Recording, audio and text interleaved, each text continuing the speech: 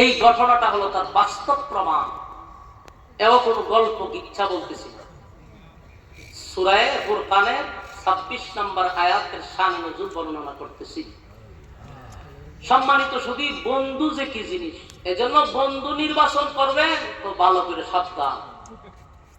আমরা দেশের পোলাপান যতটা খারাপ হয়েছে বন্ধুর কারণে হয়েছে। আপনি যদি বিশ্বাস না করেন বলেন, আমি চ্যালেঞ্জ করতে পারি, যতটা ইয়াবা খায় নেশা করে এর নিজে নিজে শিখছে না, এর বন্ধু এর শিখেছে। যতটা পোলা মানে সিগারেটটা আমার কি মনে হয় মা বাবা জন্ম নিয়েছে এই সময় সিগারেট ধরাই দিচ্ছে না, স্কুলে যাবার সময় একটা সিগারেট ধরাই দিচ্ছে, টানতে টানতে যাবো স্কুল, মা বাবা খাওয়াইছে, বাপে শিখেছে নি শিখলো করতে গা বন্ধু, বন্ধু এ শিখেছে। বন্ধু সিগারেট কু বাচ্চারাও একটা টান দেয়, এখন আমার খাসি এখন একটা টান দেওয়া যায় 1 নম্বর টান দেওয়া হয়েছে খাসি দূর আস্তে আস্তে সব ঠিক হয়েছে। আমার ক্লাসমেট একজন একটা যা হইতেছি বাস্তব কথা, নাম গুলো তো আমার ভিডিও বাড়ি গেল।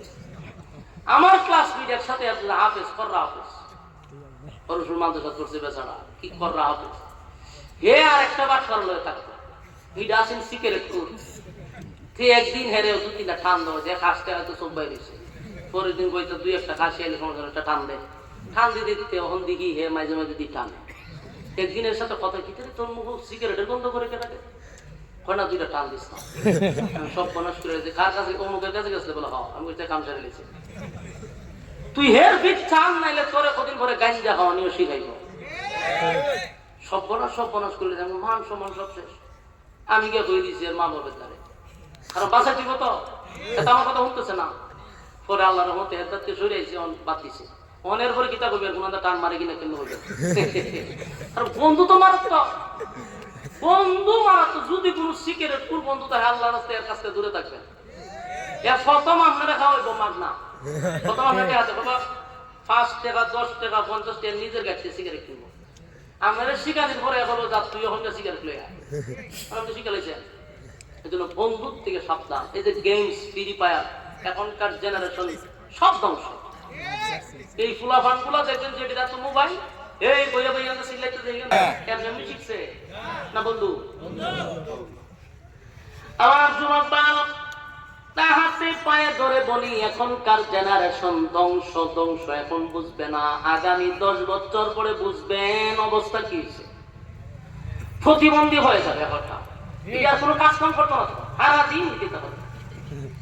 পরিস্থিতি এমন ভয়াবহ হবে, মা বাবা নিয়ন্ত্রণে রাখতে পারতেছে না, মা বাবাও ব্যর্থ। আমি মনে করি দুষ্কালী সন্তানের না মা বাবার আছে, হাতে মোবাইল খাইছে তুমি না দিলে। এই জন্য আমি আপনাদেরকে বলি বন্ধুর থেকে সাবধান, বন্ধুর থেকে সাবধান। সবার সাথে বন্ধুত্ব করা যাবে না। ওই একজনের বর পড়ছে, ওই যে বর তুলেছে একজনই কার সাথে চলে এগুলো অ্যানালাইজ করে, কার সাথে চলে রাত্রে কটার সময় ঘরে আসে আপনি ভালো করে ফলো করেন, নাহলে সব মানুষ করে নিজের হাতে ধ্বংস করবেন। সবচেয়ে বড় সম্পদ হলো নিজের বাচ্চা কাচ্চা। এর চেয়ে বড় সম্পদ আছে? আপনার বাচ্চা যদি সমস্ত আসক্ত থাকে তা আপনি বাবা হিসাবে মরণ সমান বাচ্চা চিন্তা করতেন আপনি। এই জন্য বন্ধুর থেকে সাবধান। এই জায়গাতে এই আয়াতটা সূরা ফুরকানের 26 নম্বর আয়াত। আল্লাহ রাব্বুল আলামিন এই আয়াত নাযিল করছে শুধু বন্ধুর কারণে কি ক্ষতিটা হইছে। উকবা নবীর হাতে কালেমা পড়ল লা ইলাহা ইল্লাল্লাহ মুহাম্মাদুর রাসূলুল্লাহ সাল্লাল্লাহু আলাইহি ওয়াসাল্লাম। সে কালেমা পড়ে বলল আল্লাহ ছাড়া কোনো মাবুদ নাই গো, মালিক ছাড়া আর কেউ নাই, আল্লাহ ছাড়া কোনো ইলাহ নাই, উনি এক অদ্বিতীয় বিশ্বাস করলো, নবীর রাসূল হিসাবে বিশ্বাস করলো। এরপরেও কালেমা পড়ার পরে বন্ধুরা যখন তারে বয়কট করে দিল, তোমার মতো বন্ধুর কোনো দরকার নাই, তুমি কালেমা পড়লা তো আমরারে কেন জানাইলা না? দোস্ত, একই সাথেই চললাম, একই সাথেই খেলাধুলা করলাম, ব্যবসা করলাম, একই সাথে পার্টি করি, একই সাথে মুখ বোতল খাই, একই সাথে নর্তকী নাচে, অবৈধ ব্যবসা করি, একটা বাট তোর বাড়িতে পৌঁছায়া দেয়। আজকে তুই কালেমা পড়লি তো আমাদেরকে জানাইলি না, তোর সাথে কোনো সম্পর্ক নাই, ব্যবসা বাণিজ্য বন্ধ। চতুর্দিক দিয়া তার বন্ধুরা তারা যখন দিল সে বন্ধুদের সঙ্গে মিলার জন্য, বন্ধুদের সঙ্গে সুসম্পর্ক রাখার জন্য। এত বড় নিয়ামত পাওয়ার পরেও সে ঘোষণা দিছে, দোস্ত আমারে ছেড়ে তোরা যাস না, আমারে ছেড়ে তোরা যাবি না। আমি কালেমা পড়ছি, কিন্তু আমি কালেমাটা ইচ্ছাকৃত ভাবে পড়ি নাই, চাপে বইরা পড়ছি। আমি চাপে বইরা পড়ছি। আমি কালেমা যে পড়ছি এটা পলিটিক্সের কালেমা পড়ছি। নাউজুবিল্লাহ বাড়ি দিয়ে হবে তখন তুমি মাথা দিয়ে আমি আগে পড়তাম আওয়ামী লীগ এখন জামাত করি,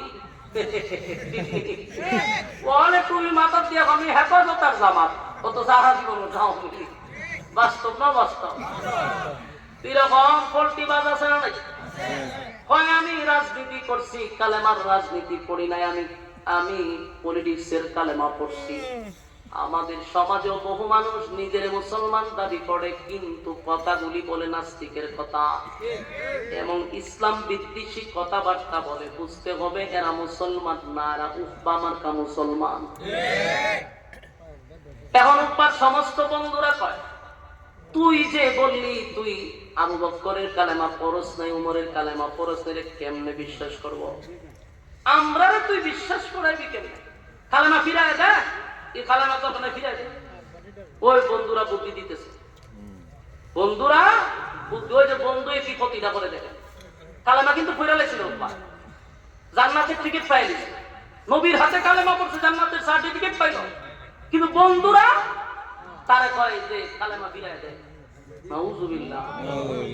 বন্ধুরে খুশি করার জন্য, বন্ধুরে খুশি করার জন্য, বন্ধুরে খুশি করার জন্য বা বলে, দোস্ত বল আমি তোদের জন্য কি করতে পারি, তোরা আমারে বয়কট করবি না, যা বলস তা মেনে নিব, কিন্তু বল আমার কি করতে হবে, কিভাবে তোদেরকে খুশি করতে হবে। আবু জাহিল্লা, আবু লাহাইবা, উতাইবা, উতবা যতগুলো আছে সব শয়তানগুলি বলল, কালেমা পড়ে মুহাম্মদ রে যে পরিমাণ খুশি করছস, কালেমা ফিরত দিয়া আমাদেরকে সে বেশি খুশি করতে হবে। এবার এই বন্ধুগুলা তারে সিস্টেম বুঝাই দিচ্ছে, আমরা আগামী কালকে আমরা সবাই যাবো মুহাম্মদের কাছে, তুইও আমরা সাথে যাবি, মুহাম্মদের সামনে গিয়া বলবি যে তোমার কালেমা তোমার ফিরাই দিলাম, আর মুহাম্মদের চেহারার মধ্যে তুতু মারবি। চিন্তা করে বন্ধু কি করতে পারে। হে বন্ধুত্ব টিকায় রাখার জন্য এই সত্যটা মাইনা নিছে। উকবা বলে, দোস্ত আমি যতটা মুহাম্মদকে কালেমা পড়ে খুশি করছিলাম, এর থেকে কালেমা ফিরাইয়া বন্ধুত্বদেরকে খুশি করব। তাই ৫-৬ জন মিলে মক্কার বড় বড় জাহান্নামের সবচেয়ে বড় বড় যেগুলা জাহান্নামের সিলমারা, এমন কিছু শয়তানগুলি একত্রিত হইয়া উকবারে লইয়া আল্লাহর নবীর সামনে গিয়া দাঁড়াইছে। আল্লাহর নবী দূর থেকে দেখতেছে যে তারা আসতেছে, নবীর ভিতরটা সরল, পয়গম্বর মনে করছে গতকালকে গোপনে কালেমা পড়ছে রে, আজকে মনে হয় প্রকাশ্যে কালেমা পড়বে, এই জন্য তার বন্ধুদেরকে নিয়ে আমার কাছে আসতেছে। নবী খুশিতে আনন্দে মুস্কি হাসি দিয়া, নবী বুক ভরা আশা লইয়া আল্লাহর হাবিব সামনের দিকে বাড়াইতেছে, সামনের দিকে বাড়াইতেছে, তারে স্বাগতম জানাইয়া নবী আনবে। নবী সামনের দিকে আগাইল, উকবা নবীর চেহারা মুবারকটা দূর থেকে তাকাইয়া তার কলিজায় কিন্তু একটা মোচড় মারছে। উকবার ভিতরে কম্পন সৃষ্টি হয়ে গেছে, কারণ উকবা জানে গো আমার নবী সাধারণ কোনো মানব না, মক্কার মধ্যে সবচেয়ে ভালো মানুষ আল্লাহর পয়গম্বর, সেটা আগেই সে বিশ্বাস করছে। দূর থেকে বন্ধুদের চাপে পইরা, বন্ধুদের চাপে পইরা উকবা কিন্তু জোর কইরে আসছে, মনে মনে রাজি ছিল না, কিন্তু বন্ধুদের চাপে পড়ে সেই সিদ্ধান্ত নিতে বাধ্য হইছে। কিন্তু নবী যখন মুস্কি হাসি দিয়া তাদের সামনে আগাইতেছিল, উকবা দূর থেকে নবীর চেহারা মুবারকটা দেখা তার সারা শরীরে একটা কম্পন সৃষ্টি হয়ে গেছে। আমি কেমনে রে সুন্দর চেহারার মধ্যে তুতু মারবো, এটা তো সাধারণ কোন চেহারা না, সাধারণ কোন চেহারা না। সাহাবায়ে কেরাম নবীর চেহারার দিকে তাকাইয়া খিদা নিবারণ করত। এত সুন্দর চেহারা, মায়াবী চেহারা, বেঈমানরা নবীর চেহারার দিকে তাকাইলো তাদের দিল নরম হয়ে যেত। আর উকবা তার বন্ধুদেরকে নিয়ে আসছে সেই চেহারায় তুতু মারতে। উকবা দূর থেকে আমার নবীর চেহারা মুবারকের দিকে তাকায় আছে, নবীর সামনের দিকে আগাইতেছে। যেই মাত্র সামনে আসছে, আল্লাহর নবী কাছে গিয়া মুস্কি হাসি দেয়া, উকবা তুমি আসলা। উকবা সেই নবীর সঙ্গে বাজে ব্যবহার করা শুরু করলো। বলল, শুনেন, গতকালকে আপনি আমার চাপে পালাইয়া, লজ্জায় পালাইয়া আপনি আমার কালেমা পড়াইছেন, আমি আপনার কালেমা ফেরত দিতে আসছি, এই নেন আপনার কালেমা ফেরত দিলাম। এই কথা বলে নবীর চেহারা মুবারকের মধ্যে উকবা থুতু মাইরা দিছে। আমার যুবক ভাইরা, আল্লাহর হাবিব ধৈর্য ধারণ করতেন। সব ক্ষেত্রে নবী মাইর খাইলেও ধৈর্য ধারণ করতেন। আল্লাহর পক্ষ থেকে যখন মেসেজ আসতো নবী কথা বলতেন। তাই কেউ মাইর খাইছে, নবী উল্টা আরো দোয়া করে দিছে। যত জায়গায় নবী নির্যাতন হয়েছে উল্টা দোয়া করছে, আল্লাহ হেদায়েত দিয়া দেন। নবী ধৈর্য ধরতেন বেশি। কিন্তু যখন উকবা নবীর চেহারা মুবারকের মধ্যে থুতু মাইরা দিছে, আমার নবীর এত কষ্ট লাগছে, নবীর কলিজাটা যেন ভেঙে টুকরা টুকরা হয়ে গেছে। আল্লাহ নবীর চোখ দিয়ে পানি পড়ে আর বলে, উকবা কি করলি, কি করলি, কি করলি, এটা কেমনে পারলি রে? গতকালকে না তোরে কালেমা পড়াইয়া আমি না তোর হাতে জান্নাতের সার্টিফিকেট দিলাম, আজকে কেমনে রে আমার সঙ্গে বেয়াদবিটা করলি? এতগুলা মানুষের সামনে আমি নবীর চেহারার মধ্যে তুতু মাইরা দিলি। নবীর চেহারাটার মধ্যে তুতু মারল, যে চেহারা মুবারকের মধ্যে কোনদিন মশা মাছি বসে নাই গো। আমার নবীর শরীরের মধ্যে মশা মাছি পর্যন্ত আল্লাহ বসতে দেয় না। যেই শরীর দিয়া মেশকে আম্বরের গ্রাণ বাহির হয়, যে গ্রাণে মুখরিত হয়ে যায়। আম্মা জান আয়েশা বলেন, নবী যখন ঘাম বাহির হইতো আমি ছোট ছোট বোতলে ঘামগুলা বইরা রাখতাম, বোতলে রাখতাম। বিয়ে বাড়িতে নবীর ঘাম মুবারক ছিটায়া দিতাম, গ্রাণে মুখরিত হয়ে যেত। এই পবিত্র চেহারা, এত সুন্দর চেহারা, যে চেহারার কসম করছে আল্লাহ, চেহারার কসম করছে আল্লাহ নিজেই কই ওয়াদুহা। ওয়াদুহার দুইটা ব্যাখ্যা, একটা হলো সূর্যের আলোর কসম, আর একটা হলো আপনার সুন্দর উজ্জ্বল চেহারার কসম। আল্লাহ যেখানে নবীর চেহারার কসম করছে রে, সেই চেহারা মুবারকের মধ্যে কেমনে রে নবীর চেহারা মুবারকের তুতো মারলো। আল্লাহ নবীর কলিজাটা ভেঙে টুকরা টুকরা হয়ে গেছে। নবীর চোখ দিয়া পানি পড়তেছিল আর বলতেছিল, উকবা কেমনে করলি এমন কাজটা, কেমনে করতে পারলি? নবীর এই অবস্থা দেখা ওই বেঈমান বুড়ি টিটকারি মস্কারি করে এখান থেকে চলে গেছে। আল্লাহর নবীর চোখ দিয়া যখন পানি পড়ে, আমার মালিক নবীরে তখন সান্ত্বনা দিয়া বলে, বন্ধু কান্দেন না, আমি আপনার কান্না বরদাস্ত করতে পারি না গো নবী, আমি আপনার কান্না বরদাস্ত করতে পারি না। আমি আল্লাহরে যদি কেউ গালি দেয়, আমি মালিক গজব দিয়া কাউরে মারি না। আমারে যদি সকালে কেউ গালি দেয়, আমি আল্লাহ কিন্তু তার জন্য বিকালে খাবার রেডি রাখি। আমি আল্লাহ কাউরে গজব দিয়া মারি না, কিন্তু আমার বন্ধুরে যদি কেউ কষ্ট দেয়, আমি আল্লাহ যে বরদাস্ত করতে পারি না। আপনি নবীরে কষ্ট দিছে উকবা, আমি আল্লাহ বরদাস্ত করতে পারছি না। আল্লাহর সাথে সাথে বলেন, ওয়ায়াউমা ইয়া'আদ্দুয যালিমু আলা ইয়াদাইহি ইয়াকুলু ইয়া লাইতানি ইত্তাখাযতু মা'আর রাসূলি সাবিলা। আবার আমি এই জালেম আপনাকে তুতু দিছে, আপনার ক্ষতি করে নাই, আপনার ক্ষতি করে নাই, সে নিজেই ধ্বংস হয়ে গেছে, সে নিজেই ধ্বংস হয়ে গেছে। ও আল্লাহর পয়গম্বর, আল্লাহ তার বন্ধুরে সান্ত্বনা দিয়া কয়, বন্ধু কান্দিন না, আপনারে তুতু দিয়া সে নিজের মাথায় নিজে কুড়ালটা মারছে, আপনার ক্ষতি করে নাই গো, আপনি তো তার জান্নাতের সার্টিফিকেট দিলেন, আর বিনিময়ে সে জাহান্নাম বেছে নিছে। এই জালেম গুলা যখন হাসরের মাঠে উইটা দাঁড়াবে, তখন আফসুস করবে, এত আফসুস, এত আফসুস, আফসুস এমন করা করবে, নিজের হাত গুলারে গেন্ডারির মতো চাবাইতে থাকবে, গেন্ডারির মতো চাবাইতে থাকবে। গেন্ডারি চিনেন না আপনারা? এক কুশার কন্যা গেন্ডারি করছে। ويوم يعض الظالم على يديه يقول يا ليتني اتخذت مع الرسول سبيلا। নবীজি, তারা গেন্ডারির মতো আফসোস করতে করতে নিজের হাতগুলোরে সাবাই, গেন্ডারি যেভাবে সাবাই, আফসোসে সাবাই, আর বলবো হায় হায়। এই উকবা সেদিন হাসরের মাঠে বলবে আর বলবে, হায় রে কি কপাল আমার, নিজের হাতে আমার কালেমাটা পড়াইয়া দিল পয়গম্বর। আজকে যদি পয়গম্বর আমার বন্ধু হতো, কতই না ভালো ছিল। আমি জালেমদেরকে বন্ধু বানাইয়া আজকে আমি জান্নাত পাওয়ার পরও জাহান্নামের বাসিন্দা হইলাম শুধু বন্ধুর কারণে।